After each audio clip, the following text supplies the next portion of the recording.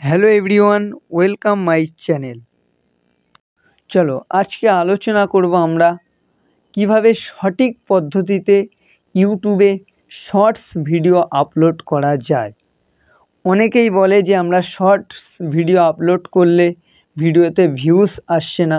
আজকে আমি এমন একটা টিপস আপনাদেরকে দেব, যেই টিপস অনুযায়ী তুমি যদি ভিডিও আপলোড করো লাখ লাখ ভিউজ আপনি ওই শর্টস ভিডিও থেকে গেইন করতে পারবেন।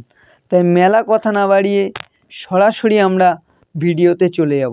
তার আগে একটা কথা বলে নেই, যারা আমার চ্যানেলে নতুন তারা এখনই আমার চ্যানেলটিকে সাবস্ক্রাইব করুন এবং আমার ভিডিওগুলো ভালো লাগলে শেয়ার করে অন্যদেরকে শোনার ও দেখার সুযোগ করে দিন। প্রথমে আমরা ইউটিউবে যাব। ইউটিউবে গিয়ে আমরা যে বিষয়ের উপরে ভিডিও বানাবো সেই বিষয়টা আমরা ইউটিউবে সার্চ করব। আমি এখানে সার্চ করছি যে আমি একটা শর্টস ভিডিও কিভাবে আপলোড দেওয়া যায় সেটা সার্চ করলাম, কপি করে নেব। কপি করে নেওয়ার পরে আমরা ওটাকে এবারে আমরা সরাসরি শর্ট ভিডিও যেখানে থেকে আপলোড দিতে হয় আমরা ওই এখানে চলে আসলাম। এখানে চলে আসার পর আমি যে ভিডিওটা আপলোড করব ওই ভিডিওর উপর ক্লিক করব।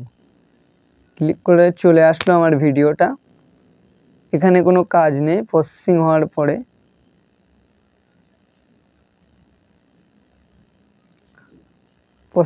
পরে আমরা ডানে মারলাম।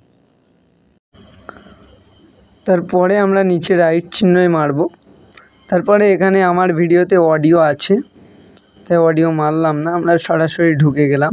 তোমরা চাইলে ওখান থেকে অডিও দিতে পারবে।